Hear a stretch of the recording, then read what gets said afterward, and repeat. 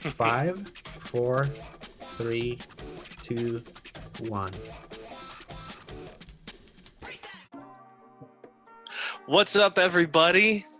How's it going? Once again, coming back at you. This is Paul, and And this is Alejandro. hey, everybody. And you'll happen to be noticing our wonderful co-host PJ is not here tonight. Sadly, he started a new job that requires the use of his voice heavily, and he was yelling at all of his kitchen coworkers and lost his voice, I believe. Is that correct, Alejandro? Yeah, and I think his girlfriend said specifically that he sounds like a middle schooler going through puberty right now. So I still kind of wish he was in here, but same here, because I was like, I think that would be fun to hear that middle school version of PJ, at least in his voice, knowing how it is. But yeah, like this is a first because that's the first episode he's missed. Yes. All this time that we were doing this. So he asked a few minutes ago that one of us be the host, and I eagerly suggested. I was like, yeah, well, I mean, if you ask, if you insist, I've hosted before, so that's why I was like, yeah, I've done it before. It was like the week of my birthday, so it was episode 9. Yeah. So I was like, oh, let Paul host. I want to see how this goes.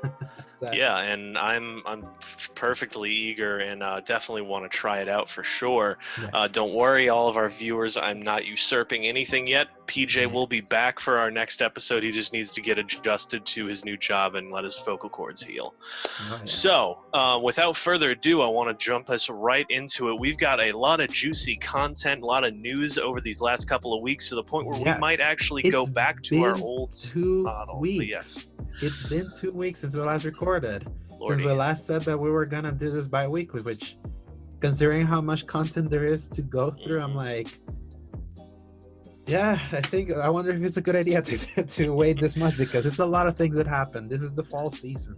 Yeah, so I know our viewers, none of us like change out here, but we'll keep y'all posted if anything changes. But as of right now, we're gonna keep that as a tentative action. But as of right now, of course, let's jump right into it. Yeah. We've got a few things, Alejandro. Number one being, I figured we'll go with general nerd news and then maybe get into some gaming stuff later on, if that's all right.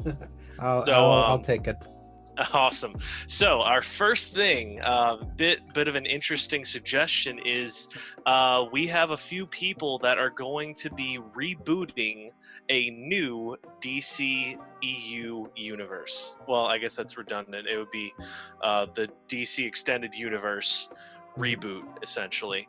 What are your thoughts initially on this before I give you some more details? So, who exactly is allegedly rebooting this thing? All right, hang on. I've got an article up right now. Let me go through it real quick.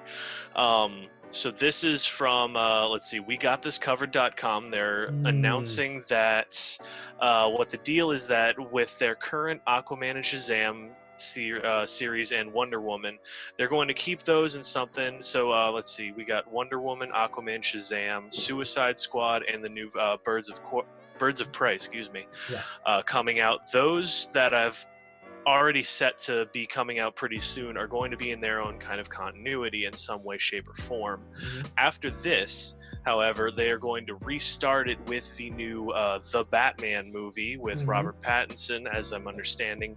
And supposedly there's going to be some kind of Supergirl movie that will then set up the return of Superman with his own new actor that is also going to reboot the Kryptonian mythology. I don't know what exactly that means, but as I understand it, they're going to be trying to retell the story once again, change things up, see what works, see what doesn't. Why not? Forward. Yeah, I figured they can't really go anywhere else after this. They're still trying to make the shared universe work, which I was honestly thinking maybe they would just see the writing on the wall and kind of stay away from that. But I feel like the enticing jackpot of sorts that the MCU did, that it's just going to be too big of a prize to attempt once again with another shared universe of the Justice League. Yeah. This to me, it's like yeah, why not reboot? But at the same time, I thought Aquaman and Shazam were really good, and Wonder Woman was phenomenal also. And I say that as someone that completely detested BBS and Suicide Squad. I thought they were horrendous. And Justice League, I am a little easier on because I know how trouble it was with the whole Zack Snyder leaving halfway through after doing the first cut and having to and being ready to do the reshoots, and then his daughter died and he had to drop out, and a lot of people saying that that was just conspiracy, and I'm like, no, it's not. And now we're in this whole release the Snyder cut thing that is just won't shut up. At the same time, they sort of have sidestepped a little bit from just doing the whole shared universe thing, because they started this thing called Worlds of DC, which is them embracing the whole multiverse aspect of saying we can have all kinds of movies now and all kinds of content. It doesn't have to be all shared. So that's what they officially called it then, yeah, Worlds of DC. Okay. And then, like, as for that news, I have a personal kind of like I always twitch my eye whenever I see it that we got this covered news, because I know more often than not they're very clickbaity and not very well sourced. So true. But it's like at the same time, like, this has been rumblings for a while, like what's coming after Wonder Woman 1984 and Birds of Prey and the Fantabulous World of Harley Quinn, or whatever that thing is called. And well, I will cover myself real quick by that would just happen to be the one that I clicked on, but it does by Comic Book News and Screen Rants have both also made their own articles on this. And those I trust. Has also spoken on it. Good save. So yes, that's just I did want to make sure that I did look at the others. That's just the one I was reading from. So glad that we worked that one out. Yes. Yeah. I guess I'm like DC just needs to get their crap together, because to me the only thing that they have consistently nailed more often than not are their TV shows. Like say whatever you want about them, like just the fact that things like the Arrowverse has worked as a connected universe on TV and has gone strong in a way that their movies haven't. It's kind of embarrassing. Like the TV is doing Crisis on Infinite Earths. Like right? I hopefully that's another news that you're gonna hit on. Yes, I would love to, because you are the resident Arrowverse knowledgeable expert, Alejandro. So I was actually going to ask you how much details you know as somebody that's been watching some of these series. Like, has it been hinted at in all of these? Is it more of like a thrown out of context, sort of like we've announced it but not shown anything in the shows yet? So it actually the ball started rolling back in 2014 in the Flash pilot, because in the Flash pilot they teased at the very end of the episode a future newspaper of the Flash missing, vanishes, and crisis. So I don't think it was like, oh yeah, we're definitely gonna do this, but it was like a seed they planted just in case the whole thing grew, because the thing with the Arrowverse is that it started really small. It only started with Arrow, which was a very grounded show. It was basically Batman Begins but with Green Arrow. And then suddenly in their second season we're like, let's see if we can get a little crazy while not completely letting go of this tone, and they introduced the Flash, and then the Flash went completely comic booky while still being in the same universe as the more grounded quote-unquote show. So then once the Supergirl TV show that started on CBS happened, and and it was made by the same creators as Arrow and Flash, but it was in a different network. Everyone was like, what the hell, like, why go to CBS? And then they had to like make sure that they were not even in the same universe. So then, like, on the Flash season 2, they introduced the concept of the multiverse, and then the Flash actually crossed over to Supergirl over on CBS before she came over to the CW for the second season. So they've already like the whole thing with Crisis of Infinite Earths, it's that the multiverse is at its core. So these shows have been toying with the multiverse since like 2016. Okay. Then last year's crossover called Elseworlds introduced the Monitor, which is the big figure that kickstarts the whole story in the comics. So whenever they showed that character in that crossover, where people were like, "Huh, are they actually doing this?" And then at the end of that crossover, they were like, "Crisis on Infinite Earths, it's coming fall 2019." That was last December. So, okay, so they just straight up said like, "This is what's happening. Y'all better be ready." Yeah. And then they kind of structured both Arrow and the Flash this season, kind of building towards that subtly. It wasn't like very overt, but like for example, Arrow's ending this year, and the ending of that show is tying straight into Crisis.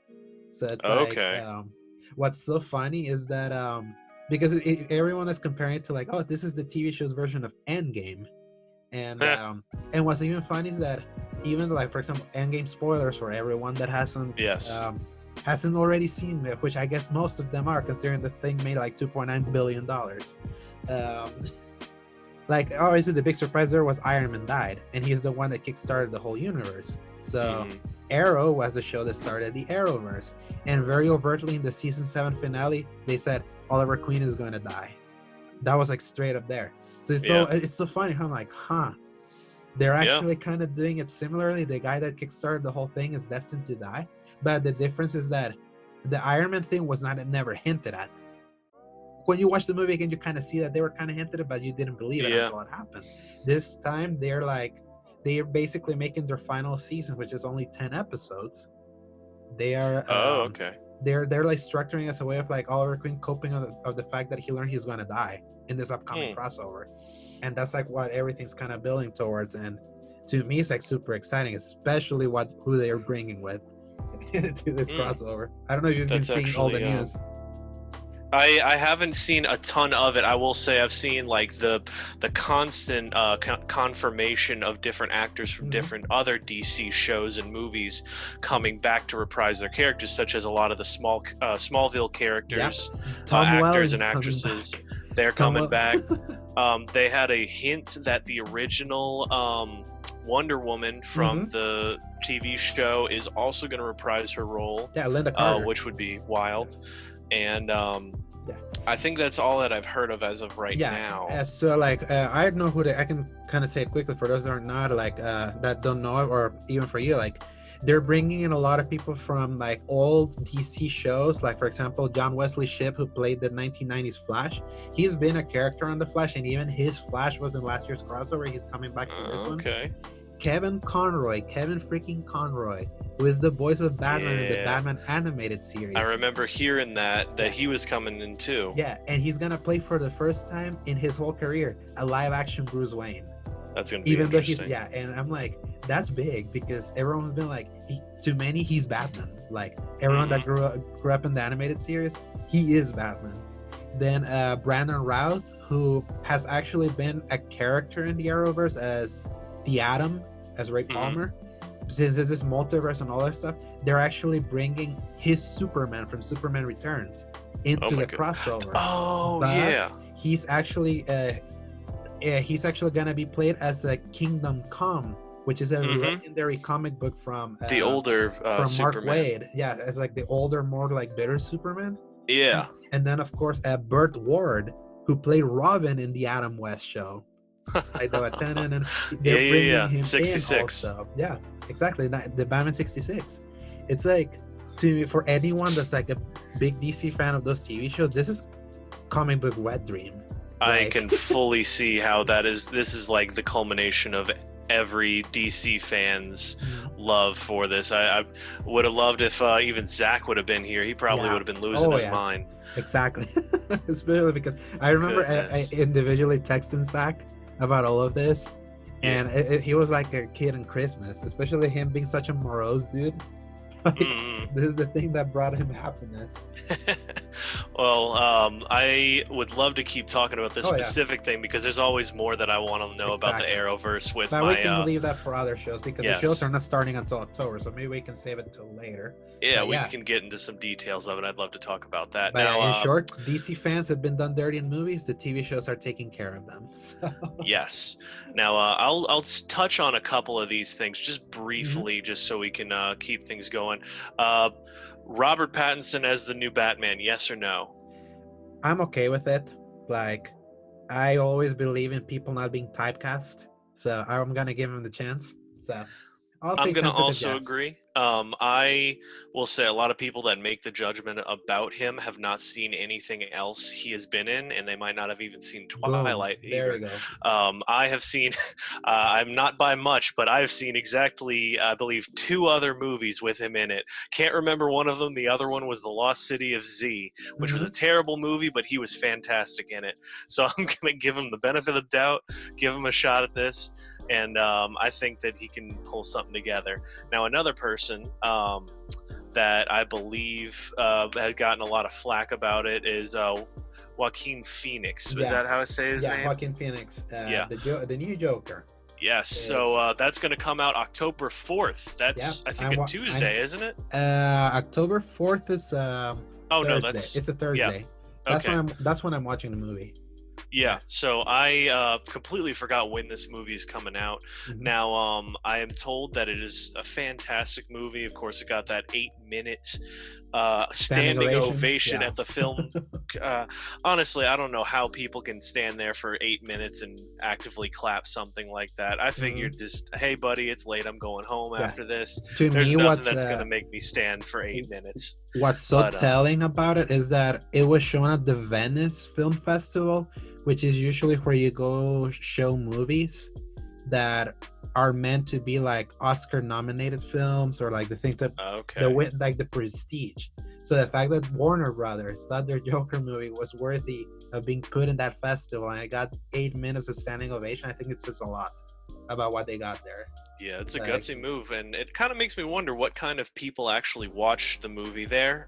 Whether that was like just all Hollywood executives or just other celebrities or something, or if it's just like the Academy people. I've never really known much about how that goes about. So maybe Film as things get closer, just those kind of people. Yeah, it's those kind of people that see everything through an artsy perspective. So yeah. It always looked like an artsy film myself. It was always meant to be that, being a standalone thing, being Todd Phillips and all of that. That's the kind of thing I would like DC to keep doing because it's unique. Like Marvel is so up their own butts about connecting everything into a cinematic universe, which has worked well for them. And I like that. But the cool thing about comics is having your also your standalone stories. Because then you can get creative. They're easier to grasp. They're easier to get into. Instead of being like, oh, I'm jumping into issue 800. What happened to the other 799 ones? Yeah. Do I need to do that? Do I need to know what happened? So I will say it will be very difficult for people in the future generations to watch the Marvel movies without some kind of prior knowledge or watching one of the other movies before it or something like that. We don't really have to worry about that as much with the DC movies as of right now, at least. So, that's the but good in any thing they case, got going. Yeah. So let's keep it going. The next thing, next big bomb that I wanted to drop, I don't know if you've heard this or not, I really hope not, but it is not the last we have seen of Robert Downey Jr. as Tony Stark. The whole thing with Black Widow? Yes. The rumor thing? Yeah. I'm like, why not? Like, of course they will. Like, if there's something that I know about Hollywood is that whenever you have someone that makes bank, why not make an excuse to bring him back? Yeah, I definitely think it's going to be a huge drawing force for people that might not want to see Black Widow on its own, considering, I mean, as we've already mentioned, spoilers, but what's the point of seeing a prequel movie for somebody that has already died? Cuff, Solo, cuff. We don't need to talk about Solo right now. I know. I could make my own video about Solo personally, but we'll stay away from that. I would say, yeah, no, excited isn't really the best word for it. I am curious to see what they decide to do with it. I don't think it was necessary. I feel like it's a bit. I don't think the right word is pedantic because I don't remember what it means, but I would say that it's a bit overkill to be like, hey, look at this other guy that we're going to pay clearly like $30-40 million to show up for 2 seconds, because he said they've already said it's only going to be a cameo. So I feel like it's not going to have the same gravity. To me, like, that Black Widow movie is already kind of like a red flag for me, just in the sense that it's too late. Like, this should have been a phase 3 thing.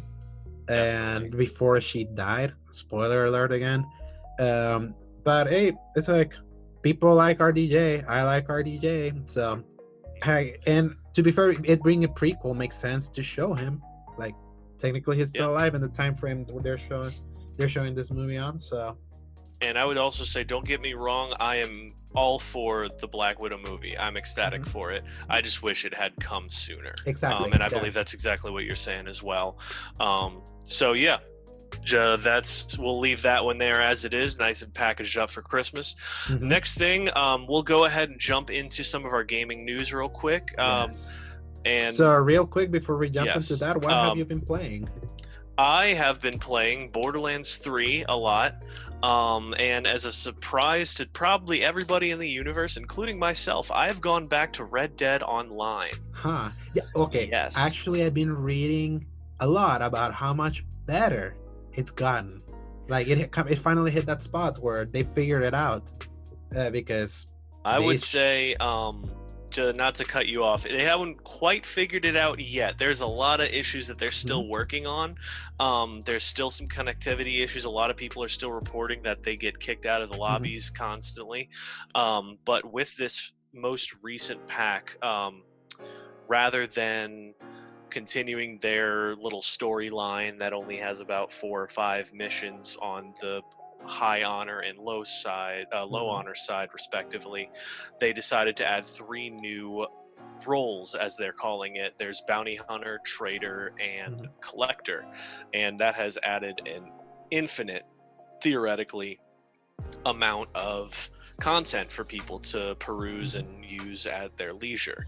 But before I explain it all, Alejandro, did you have anything else you wanted to mention before I started explaining what it is? I can talk about my games later. You can tell me more about that, because I've been reading how, like, Red Dead Online, with the recent content being put in it, has been like re-energized, like in news and like the player base and all that, because it was really quiet for a while after launch.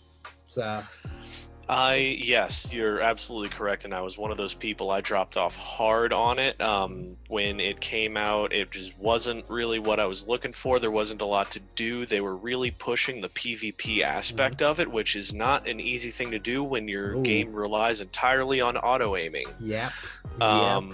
It's not a good system at all. You've got a lot of people that will this specifically the settings are created so that you can make it I believe it's called the wider range of snapping to a person. You could be standing about 90 degrees away from them. If you hold the left trigger while your weapon is drawn, it will pull you towards the nearest enemy, even if they are standing almost outside of your range of vision. I think they've kind of tweaked it a bit, but it's definitely pretty bad. I can't even come close to any of these shootout and takedown and elimination series. It's not worth it at all. Not with that kind of shooting. That's what drew me away. Plus, when Red Dead Online kind of started really kicking off, I was so freaking done with Red Dead 2. So I was like, I'm fine. I don't need to play more of this right now. I had my fill. So yeah, and I will say everything. I'm a huge bounty hunter kind of nerd. I love that aspect of that in any sort of game when it comes down to just bringing people to justice, hunt them down, you're in a group of people, take them out, something like that. So I love the Hitman games, love the Star Wars Bounty Hunter. I freaking love Hitman. They're like the only ones that are giving me stealth right now. Yeah, and I will say, in the original Red Dead Redemption, that was my all-time favorite thing to do. They would have the bounty board posted, and you can occasionally go out, hunt down a bounty, and bring it back. For the And of course, multiplayer or just a single player? Because single player, I was all over that. Because yes, I didn't really touch multiplayer. I remember the specific moment I stopped after they had given me nothing but a donkey to ride.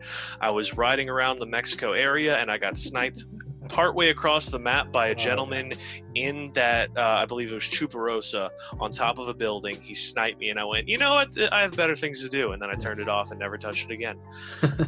But so real quick with Red Dead 2, we're nearing its 1-year anniversary. Can you believe that? Are we? Yeah, next month, like on October 26th, that thing will be a year old. So almost a year removed. How do you still feel about Red Dead 2 online shenanigans outside, like as a game?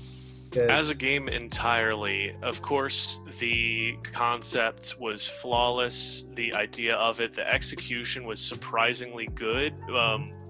I remember the trailers when they came out. There was so many details to the game that they were focusing on and showing pictures of in the Game Informer magazines and everything. And everybody said, "Oh, look at when they're going to downgrade the heck out of this game."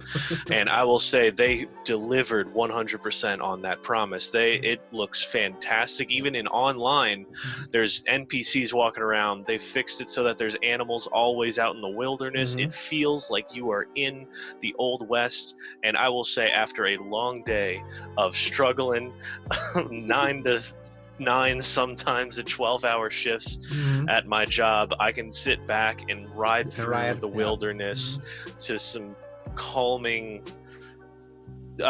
wilderness, really. It just hearing the birds tweet, the animals run around, and just being able to enjoy myself is a fantastic feeling.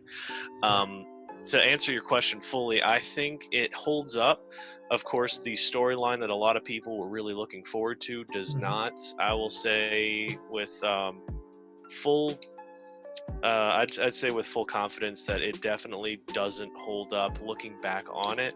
There was a lot of issues to the storyline, the way things played out, the whole issue with tuberculosis, the chapter 5 that doesn't even allow you to be in the main game and becomes completely linear for a little bit for whatever reason. That island chapter. It was a struggle, and it took forever to get out of as well. But to me, Red Dead 2 is a game that, I beat it and all that, and it's a game that I admire more than I love, because like what you said, like just as a world, how they got like all the tiny little details, the scope, like just like the little things. It's just like when you're in the camp and you like just find the random, just knowing how much was poured into it is such a monumental thing. I fully agree with that. I kind of hate it as a game because and my thing was because to me there was like a schism with that game, with like how impressive it was as a technical accomplishment and just how rigid it was as a game that you were playing, especially how it's so freeing for most of it and then so strict as you're going through it at the same time.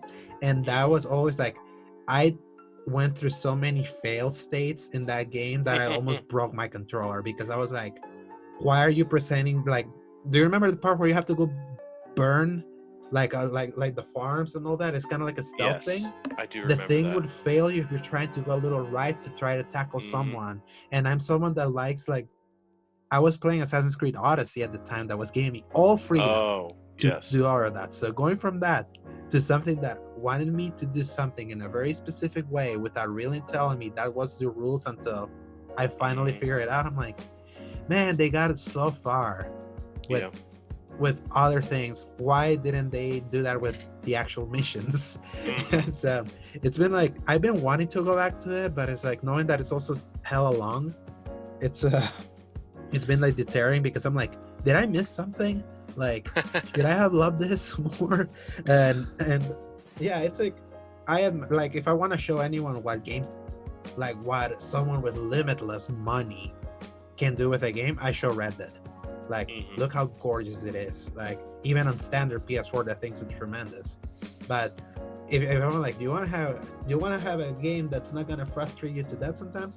I don't recommend it that way, especially now looking back on it. I'm like, I really did put up with a lot, especially with the survival elements that never were really explained, but like the three orbs thingy that, oh, you have to drink this thing now or pop the pills, and that's in multiplayer also, which is so funny. Yes. It's I think they have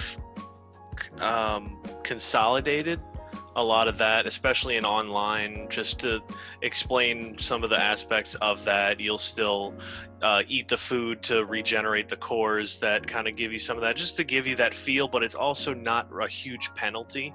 It's just something that kind of adds to the idea of you're a cowboy out in the wilderness, just eat a little something to survive. It makes you feel good about yourself, like, yeah, I'm actually doing something to assist in this.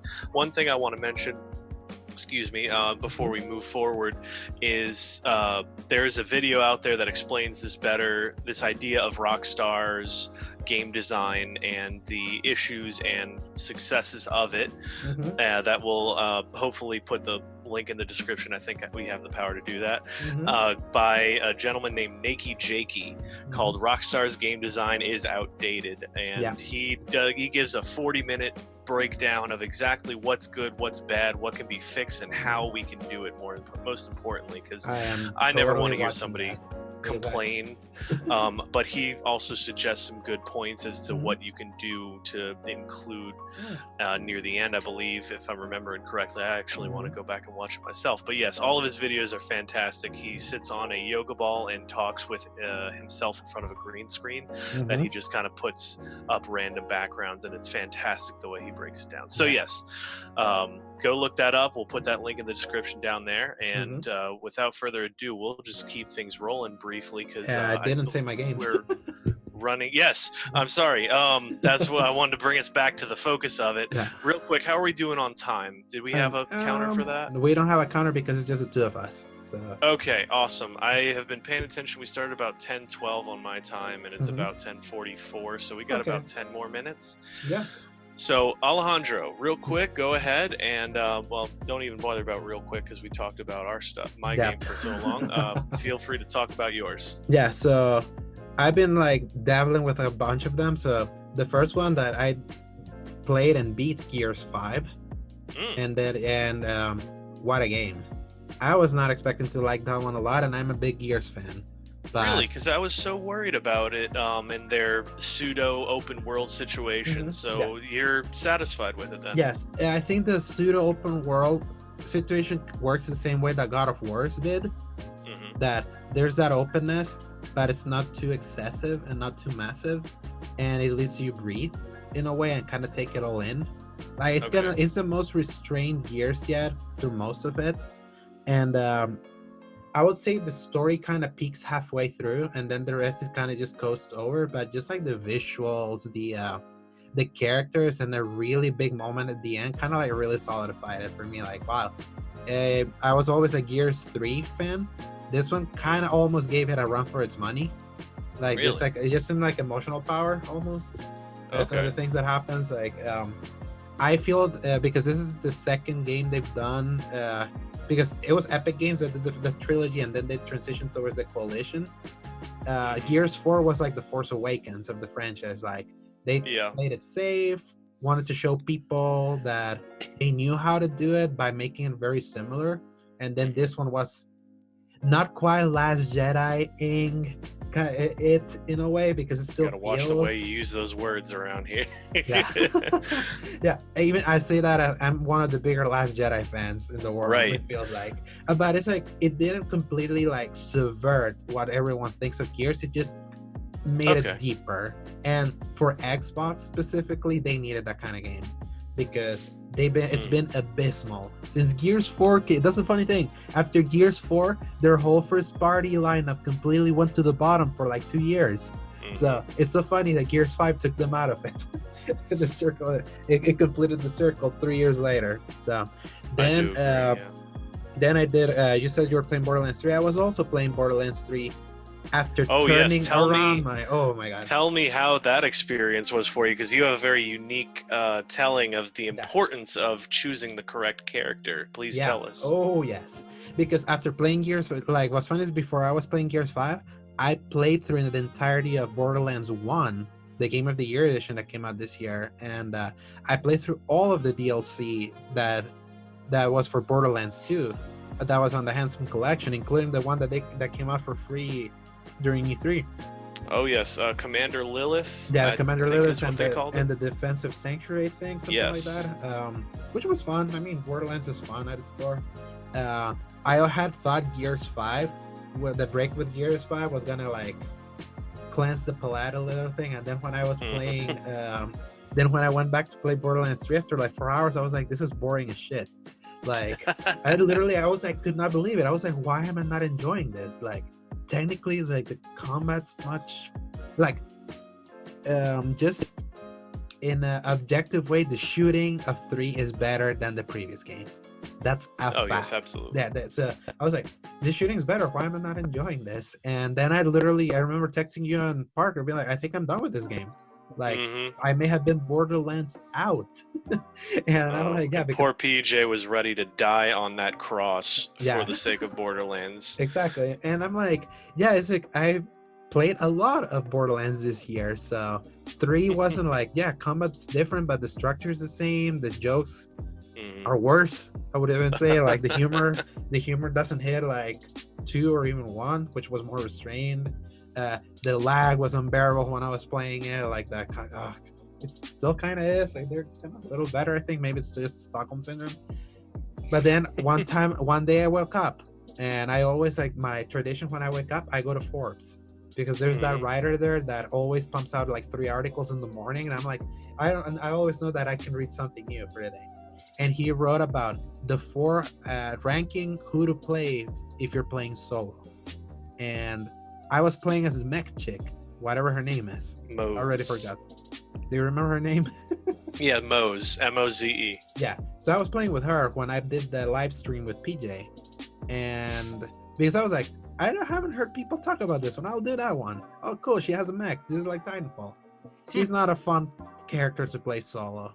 Like, her ults were all slow, and then they were like, the best character to play with is Flak, or FL4K, whatever you call that thing. Yeah, you can call him Flak. My God, that dude was right, because that was like, I'm gonna give it a shot. Go to Flak, and wow, just having that dog with you, some firebirds that recharge really fast as you're like, I like playing offensive, so I was like wrecking, like shooting. I would run out of ammo because that's our big problem early on. But then I'm like, I have my dog keeping my DPS up, and then throwing the birds there. I'm like, this finally clicks. This feels different, because you don't have a character like that in the previous Borderlands. I was playing as a soldier before, so I played up until when you meet Reese from Tales of the Borderlands, and I haven't played since, but I was so ready to like sort off that game. But then I was like, you know what, I turned it around, so still pretty good game. I don't think I'm gonna play more right now because I'm playing other weird stuff, which what's funny is that I've kind of gone retro. I've been playing Splinter Cell. Like the old Splinter Cell games. Like the original, or like one of the sequels? The originals. Okay. So I played and beat the original and the second game over the last week, and I'm playing through the third game, and I'm gonna play through all of them because I'm kind of like in the mood for stealth. And man, we need more stealth games. We need more stealth games. Well, let's correct that. We need more good stealth games. Yeah. we can't. We don't need Metal Gear Survive again. I don't even think that was stealth. Honestly, they said, yeah, you have a crouch button. That means you can avoid stuff. It was done in the same engine that had the same crouch, but it was just about stabbing the zombies. But we need something more like that, because we don't have games that punish you for not being methodical anymore. Because and I got a rude awakening playing those first 2 games, because man, those games were brutal. They're brutal and punishing. And but I beat them. I'm like, man, I remember when I was 10 playing those things. And now I'm playing the co-op of the third game with my brother, and I'm like, my brother, who only likes playing Call of Duty and NBA these days, he found it to be like pretty nice. And I'm like, yeah, because we don't have games like that anymore, so that feels refreshing. So and couch co-op, what a novel thing, right? Really though. So yeah, that's what I've been playing. And Destiny is gonna dominate my life next week, so can't wait for that. Oh yes, that is going to be something. Which actually, I would say that is a perfect point. We should go ahead and make a slight break, just so we don't get ourselves cut off, and then we'll continue with the last portion of everything. How's that sound? Yes, let's do that. Awesome. I Well, need to go drink some water. yeah, hold tight, everybody. We'll be right back. At least in your time, it'll be a few seconds. For us, it might be a couple of minutes, but either way, we'll be right back here giving you some more news and more entertainment and more sultry voices. Yes. So stick around and hit that button, Alejandro. All right.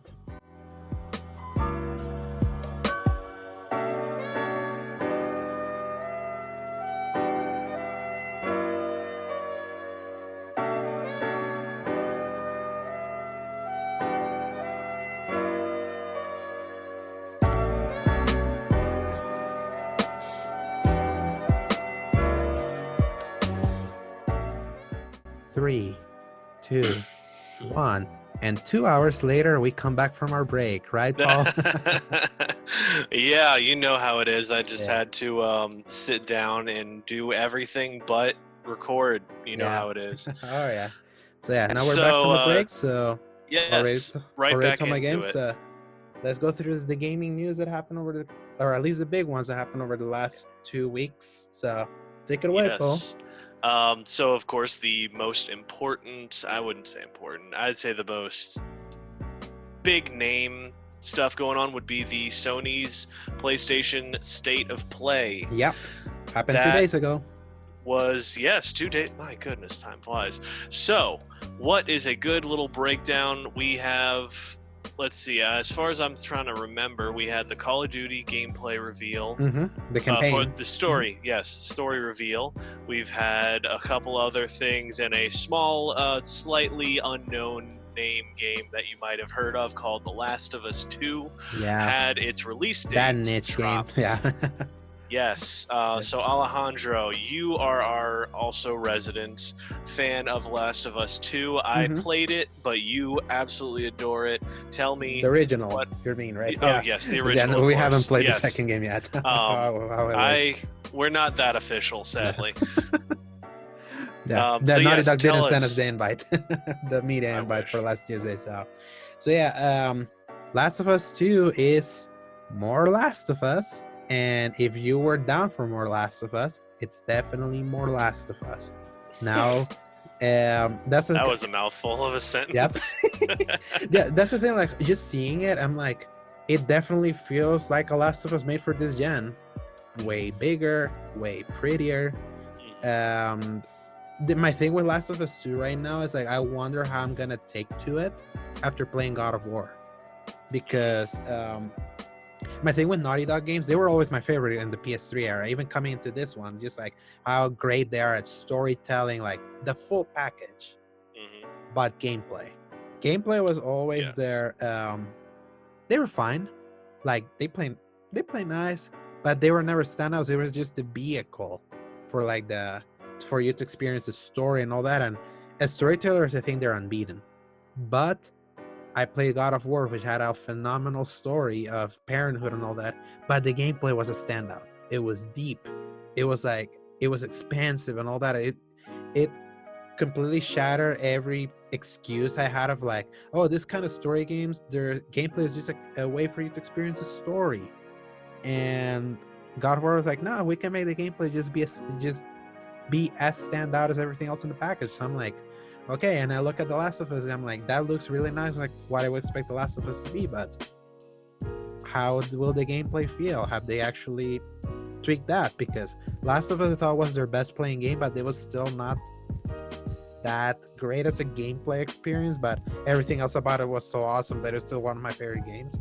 But things have changed in a way, and I know kind of like my thing with that I'm a little wary about is the focus of what they're trying to say about the story, which is about revenge. And I'm like, revenge is kind of trite at this point. Like, how many times have we had a revenge story being played out in many medium? While I think the original kind of stood out for being very bleak, but also trying to find the hope and love in such a bleak world in a way, and kind of seeing how like that kind of parent love could shine that way if it wasn't your own daughter. I think that's the thing that made Sorry, I didn't mean Mhm. to interrupt. Oh yeah. I was thinking, not to mention their I'd say very gutsy move near the end of the game. Of course, I mean it's a very decently old game. It's been out for a little bit. 6 years. The decision for Joel to Mhm. lie to Ellie Yeah. and also go on a complete murderous rampage for Exactly. her sake, and which a lot of people were saying, "Oh goodness, that's so ridiculous. That's so dark. And like, Yeah. why would he You were choose that playing the over the force of villain the?" the entire Um, game. You're I literally playing wouldn't the bad even. guy. I wouldn't say it go that far. I would Yeah. almost say it in another direction of saying that if I were as attached to Ellie as Joel was, or say my daughter was Yeah. being taken, You I totally feel do like that. there would You be, totally do what yeah, he did. I, Yeah. it's completely realistic to see, you know what, screw the world, I'm not letting you take my daughter kind of situation. I thought that was Especially seeing how it came full circle with him losing his daughter at the very beginning of the game, like the most yes. wrenching scene in a video game ever. It's like he Oh, made the right decision for him, and it wasn't the right mhm, decision for everything, and that's what I loved about it. It was gutsy. It was like mhm. they didn't care if people were like, "Oh my god, why didn't they give me the choice to completely not do this and go on this murderous rampage and doom the world?" But it's like that's what some fatherly love would do for you. And Right. a sequel has always been to me like, man, I think it was so perfect as it was, just being that first game. Mhm. But reading the previews and apparently all these journalists talking with the director Neil Druckmann about Mhm. how like he was like, yes, we know Last of Us sold a lot. He said 17 million copies, which is insane for a Nice. for a kind of game. We're not doing it because it sold well. It's like we're doing it because we want to prove that we have another story to tell and we want to tell it. Mhm. And apparently, from what they're saying, it's their biggest game ever. Like, I thought the original was a pretty big game for what the kinds of games they were making. Does he mean like literally big or figuratively, like this is going to shake the society of gamers that as Um, we know it kind of it's thing? more like the biggest game they've made. They haven't, Okay. because the funny thing is that whenever they announced Last of Us, they're like, "We're doing this to shake the freaking industry," Mhm. and they kind of did because a lot of story-based games are like Last of Us now Mhm. nowadays after 2013. So they're not going as big of a claim because I think they know the first game was so acclaimed by itself. They're more like they're trying to justify being like, we can do it again. Mm. We can justify this story, and I'm like, Uncharted 4 was like that. The first three That's what I Uncharted, was going to yeah, say. Uncharted 3, like 1 through 3 was like that was a nice set of trilogy. A fourth one was a little long in the tooth, but they justified it and justified it really well. The Mhm. expansion they made into a game with Lost Legacy was a nice experiment. It wasn't my favorite, but they made it more than it was supposed to be, and it's kind of like Yeah. a tight little thing. So I feel like I'd say everyone it that, succeeded. yeah, and it succeeded really well and for cheap price also. So I think Last of Us 2 is gonna deliver on what I've been seeing. I'm just trepidous into how if I'm gonna take to it after playing God of War, because I'm like, my expectations have changed a little bit now. Mhm. What I expect the story-based game to be. So, but hey, they could surprise me. Like, like Very true. yeah. I'm a bit on the other side of that. I will say that I am not I'm not very hopeful that they're going to deliver something. I will say after this latest trailer, they Mhm, did fantastic to show that, oh, you know what, they maybe have something going for them, mhm, because I wasn't one for really understanding what they were going for. What I was going to mention to you before we started recording, and at the last second, I was like, you know what, I'm going to save my material, mhm. was there was that E3 trailer that they showed, and if I'm remembering correctly, it didn't have Ellie in it at all. It was Yeah, like some it was blonde chick. PSX. It was PSX. Okay, yeah. It was no, not PSX. It was a Paris Games. Are you talking about like a It trailer where was they showed torturing a kid, like clip, like hitting with a hammer and and they were trying to. They were in a forest Mhm. area, and one person was like about to be hanged, and Mhm. this other girl was going through the forest taking dudes out left and right here and Mhm. there.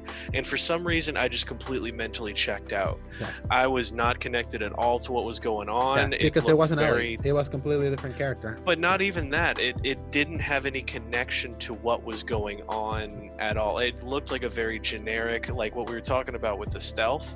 Mhm. It looked like a very generic, like hide in the bushes, hit a button to take the dude out when they walk away from the people, kind Okay, of so thing. I see what's happening. So they did show an E3 demo, like gameplay demo in 2018, but it was Ellie. It was actually Ellie. You were playing as Ellie.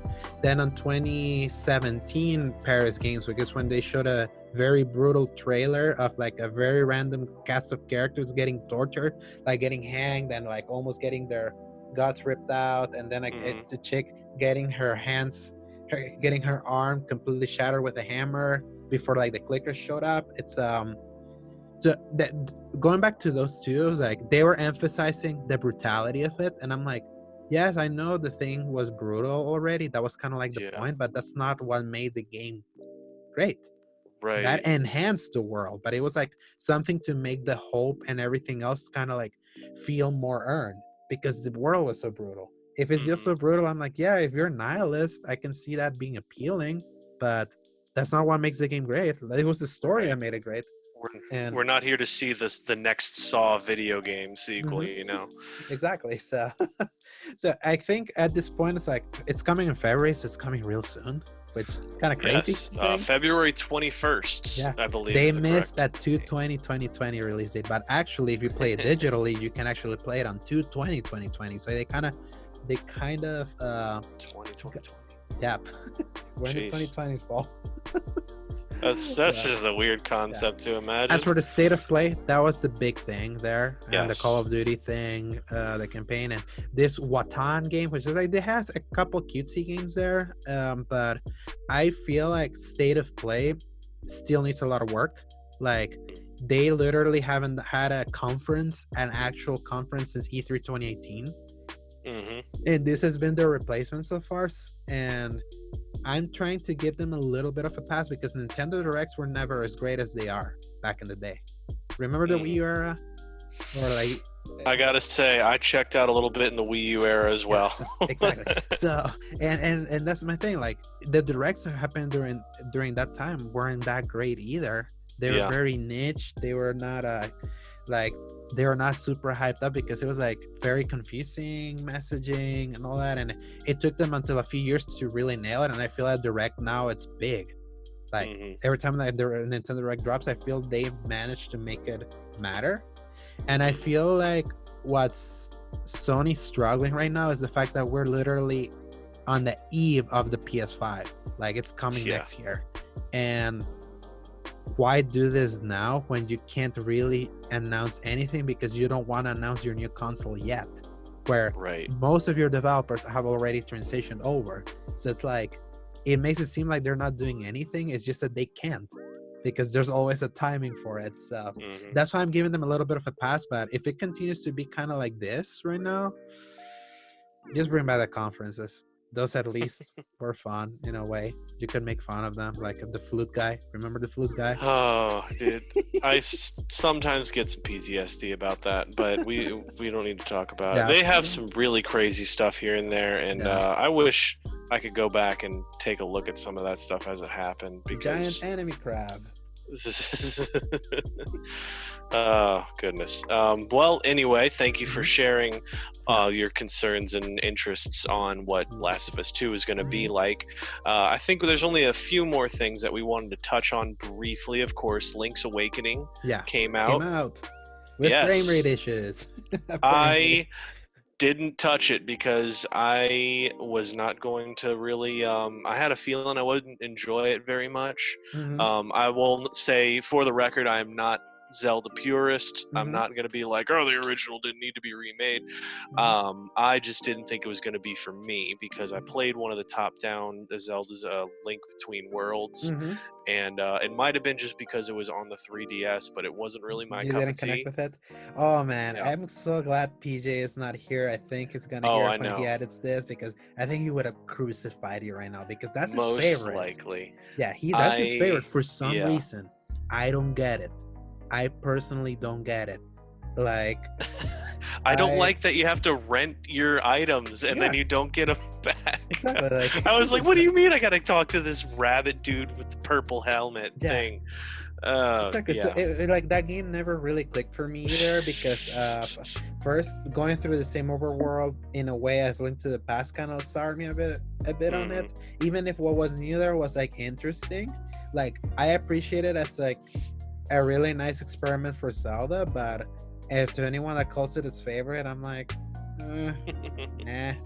Like, give me a Wind Waker every day, or even Ocarina, or even Yeah. original Link to the Past, which I've also been dabbling with the Nintendo Switch Online because it's there, and I'm like, this Yes, is still that's out awesome. now as Like, this is well. I still don't awesome, know man. if that was out when we started our last episode, It but was, yes, it was. It was out. It okay. had come out We the didn't day. really talk about it though. Yeah, we didn't talk about it because we were like so starved for time that day. The Nintendo Right. Direct had been the day before, so Yes, that's the true. last episode. Goodness, there was a lot happening. Yeah, and so yeah, and I'm like, I don't want to like talk a crap on Link's Awakening because I personally haven't played it. It's just the thing that I read, but for all intents and purposes, people really seem to really like it. And my friend Jordan Way is actually freelancing that review for us. And Yes, he's a which big that Zelda will fan. be coming out in the Uh, next few days, hopefully. I hope so because like he is a really huge Zelda fan. Like when I tell you huge Zelda fan, oh my god, like. Ooh, that's like standing for that series in a way that Oh yes. I don't think I need So to stand for things. But yeah, Link's Awakening came out, and for people that want to switch, that have a Switch, you want to play a Zelda game, it's there. So, yes, indeed. And I have a feeling whenever that review drops, we'll probably go ahead and put that link in the description as mhm. well. So scroll down by this point. Hopefully, you'll be watching this maybe a little bit after. And go ahead and read that. We'll get a nice, juicy review of Link's Awakening. Mhm. Now, I'd say let's talk about just two more things, and then we'll go ahead and shut it down. First, I will go ahead and bring back up my old stomping grounds, GameStop. Yeah. The new layouts of these stores. Now, I haven't been able to go to my local one. They have not changed anything yet over there. The Um, redesign looks really nice. the Like, redesign for this specific one that is revealed thanks to IGN, mhm. yes, it looks very similar to actually my old Game Trader back in the day, which Mhm. honestly gave me a moment of dread, but then I was also kind of happy to see it just because that was the way it looked when it died. Mhm. And to see this kind of filling into that little Yeah. spot, just like the oh man, I was about to make a really So obscure something anime I'll reference say there, about but that, I'm gonna add this one real quick because I find it funny. Do you know that PlayStation finally is gonna sell games and hardware straight from PlayStation.com, which they didn't do before? I heard that, and the So article was really confusingly worded because it said PlayStation is going to sell PlayStations, and I yeah, thought it was an Onion article. yeah, And but it but turns it's out not. that's yes, that is an And actual to me, thing. that kind of says a lot of how some of these hardware manufacturers are looking into the future. Because yes, the GameStop redesign is looking nice. Like at least Mhm. considering because the last few GameStop that I've gone look gross. Like they were gross. They were like very unorganized. That with a weird smell, all smushed together and all that. That's kind of like what defined GameStop, the GameStop Mhm. experience. So nice to them to want to like at least re-change that perspective. But I feel the writings on the wall that maybe this is. I don't think they're gonna survive if I'm perfectly honest. And I know that's sad to say, Okay. but it's just I feel when the hardware manufacturers are realizing we can sell this straight to you, no middleman. I feel that's just like the nail in the coffin for them. They want Like GameStop dead so badly. oh yes, and it's sad because so many good memories of like going to the store as gross as it is now. It's been for a while. Me trolling the guys that wanted me to pre-order Shadow of the Colossus, and I'm like, I already got the digital version. And they're like, ooh. Low blow. Low blow. Now But another side to that I'll bring up once my train of thought goes back on track. We were discussing it over the Facebook message group chat. Was the idea of competition, and here is my thought. If GameStop and the regular retails go the way of the dodo in relation to PlayStation and Xbox, say, selling their own games directly from their stores and their websites and all that stuff, I fear that will be no more, I wouldn't want to say mom and pop, but no like privately owned third party retailer that's big enough to really go against this. You got like Best Buy, but they're diversified so much that you wouldn't call them exactly a gaming store. But like GameStop, that's going to be one of the last real bastions of holding down and almost holding accountable some of the issues that PlayStation and Microsoft are going to do. For instance, I actually just last night, thank you to whoever decided to re-release Jedi Outcast on PlayStation 4 and Switch. Went and got that last night. But when I went into the PlayStation store, for instance, they were selling the Force Unleashed Ultimate Sith Edition, which is just the first Force Unleashed game with the 2 DLCs that came out. I would say barely should be worth maybe $15 over at GameStop. $59.99? No. $99.99. What? It was being sold for $100 on the PlayStation Store. I kid you not. Please look it up for anybody watching this at home. It was it felt like an insult. I was being slapped in the face for a game that is that old. And I would say it's good, but it's not something that should be warranting a $100 price tag for a single game with 2 DLCs that have a grand total of 1 mission each and 1 customizable outfit. That is all that is in those DLCs, by the way. Oof. Yeah, I know. I remember playing that. Yeah, I remember it real well. It blows my mind that's basically what we're going to be seeing. If they have full control over the price of these items, there's no demand to lower. They don't earn really much by selling these things, so why should they bother to lower the price for us? It's if you're willing to pay the price, then pay it. If not, don't buy the game. And they don't have any interest in doing that, whereas GameStop has a very avid interest in controlling the supply and demand. They'll lower prices, raise prices as they need, but at the same time, it's a very open-ended option to get some affordable games. And I fear that if they go away, then there's nothing to stop big corporations from absolutely shafting us on the prices. And that can be a problem, especially like here's the thing with digital, that putting games in digital can automatically in a way make games cheaper because you're cutting the middleman.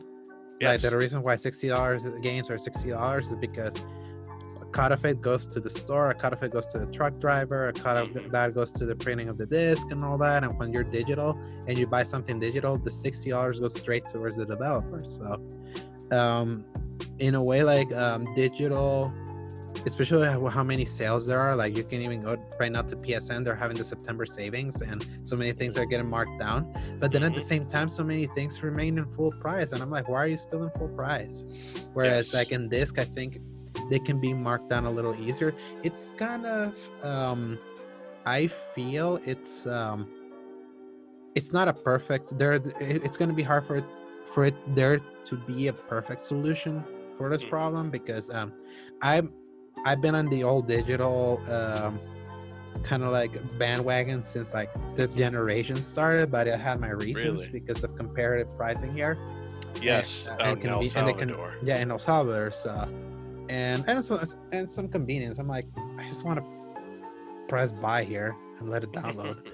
It's and because of the guaranteed launch time, like I know at 10 p.m. or 11 p.m. every game is gonna like unlock at that time. So to me it's kind of like a little event instead of being the crapshoot of, oh, I'm gonna pre-order Tomb Raider and Bioshock Infinite and this GameStop, and I'm gonna go to midnight release. Oh crap, they're not doing a midnight launch, so I have to wait until this. That to me, like, that started me on even pre-ordering physical, because I'm like, unless you're Call of Duty or you're like a very big game, like how can I even rely on you? to get the game when I wanted. So that's kind of why I changed. But if they're gonna be marking up stupid 10-year-old games to be 99.99, which I tried to go, it didn't show up there. I can see that showing straight in the store. That's robbery. That's straight robbery. So, very much so. So that's like it's gonna be a very, very, very loose cannon. Yes. So what's gonna happen? But I think GameStop's days are numbered. But I think as long as we have Amazon and Best Buy still serving, it's still kind of serving as that middle ground, I think there's still some hope. I, for one, welcome our new overlord, Jeff Bezos. Yep. I mean, he's already controlling everything anyway, so. Yeah. Hey, Alexa, what do you think about all this? All right. So anyway, last thing we got to bring up, I believe we talked very well on the subject of the new GameStop setup and what we think about the future of it. Last thing is Death Stranding. Went gold. Yes, that is officially finished being developed and created as of right now, and that means that one thing mostly is that it is definitely going to show up on the release date, which Alejandro, do you happen to know what that release date is? Off November 8th. Hey. Yeah. And to me that says a lot, because I'm like, there's been so many scuttlebutt and around many internet personalities that Kojima takes forever to make his games, that he's not gonna but here's the thing, he didn't. Like, the only time that he took a long time was Metal Gear Solid 5, because he was making a new engine, the Fox engine, right? So he had to develop that technology before actually making the game, which he did in 3 years, mind you, because the Fox engine was officially like finished and unveiled in 2012, and then the game came out in 2015. So that was like 3 years. And then if you go back to, by the time Metal Gear Solid released, 1998, the original, then Metal Gear Solid 2, 2001, then Metal Gear Solid 3, 2004, and the Subsistence re-release that happened that gave the third person camera, and then Metal Gear Solid 4 in 2008. So that was like 3-4 years of development. So this kind of goes back to par. So it's like Kojima's not Square Enix. That takes 10 plus years to make a game, or 13 plus. I shout out to you, Kingdom Hearts. I know this wasn't, but it doesn't make you wait that long. So the fact that he got it done, all right, that's a fair point. Yeah, now that's quite impressive. And will it be a success?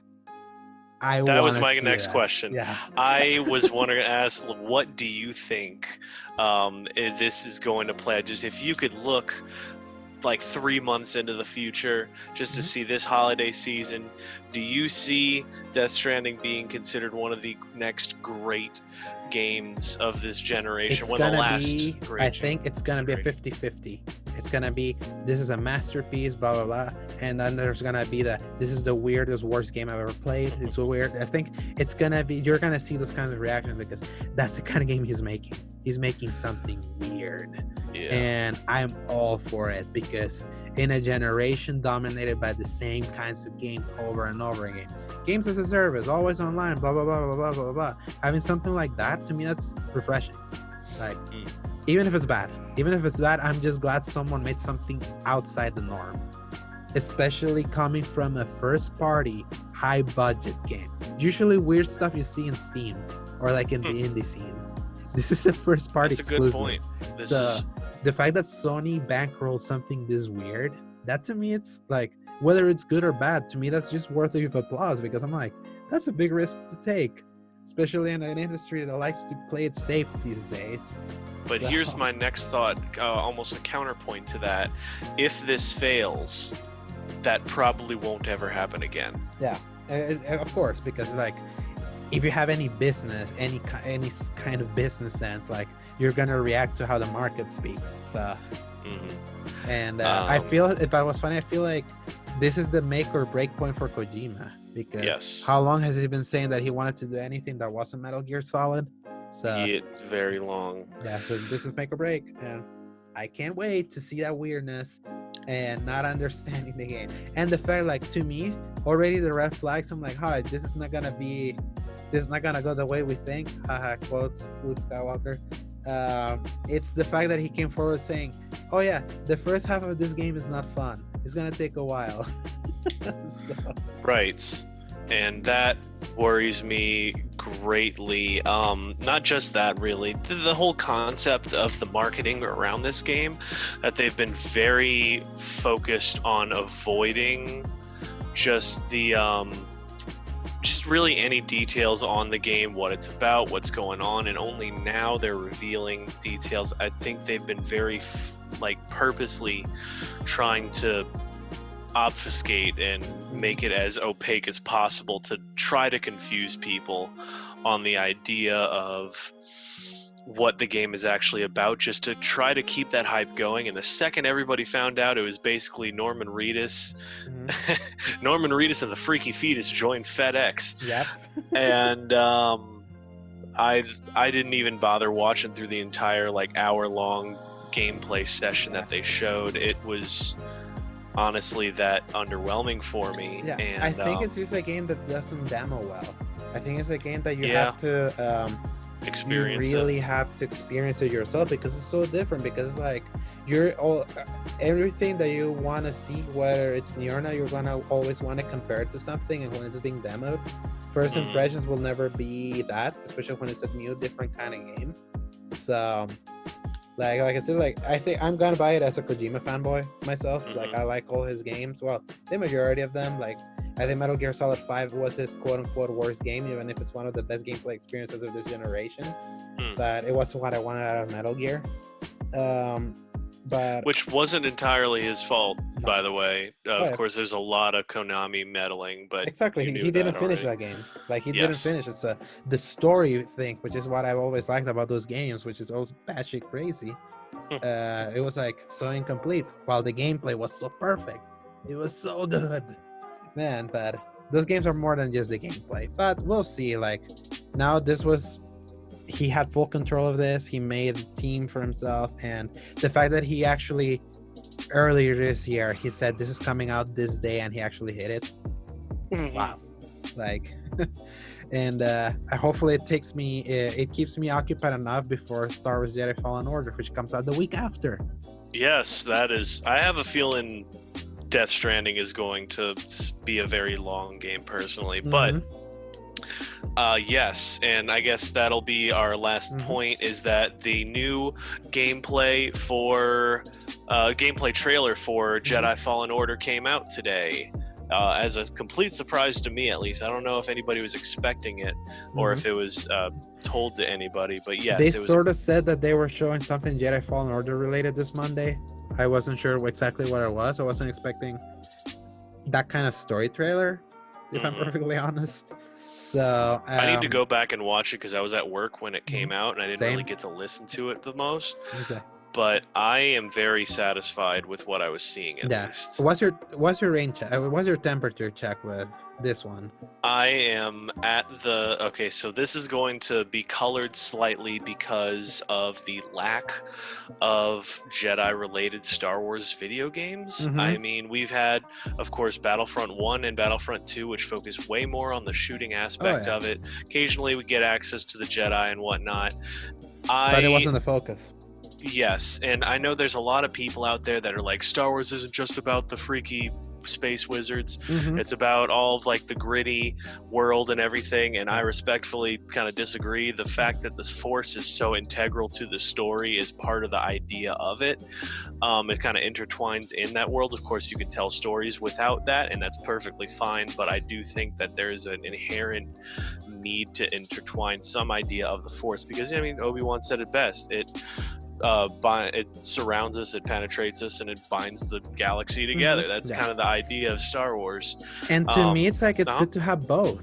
We can have the shooters, we can also have the Jedi.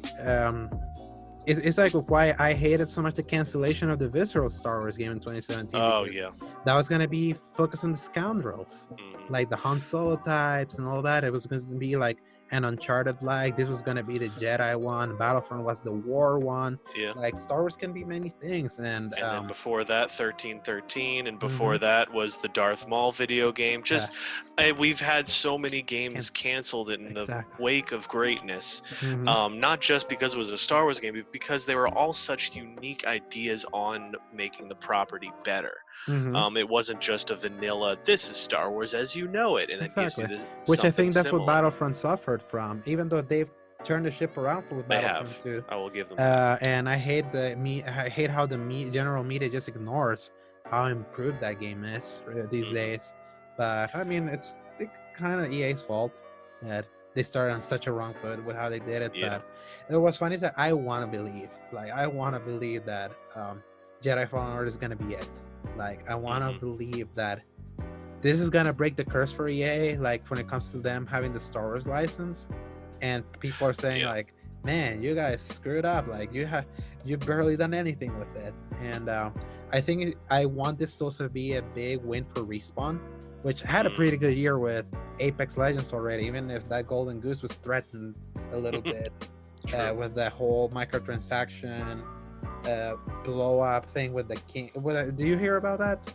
The problem with like the special event that was like, if you want to get all these cosmetics, you have to basically spend $170. Oh yeah, the tomahawk thing, and you can open up the boxes with real money in the game, and I heard about that. Exactly. So it was like even a game that was so well received and such a like shining hope for them even got kind of threatened.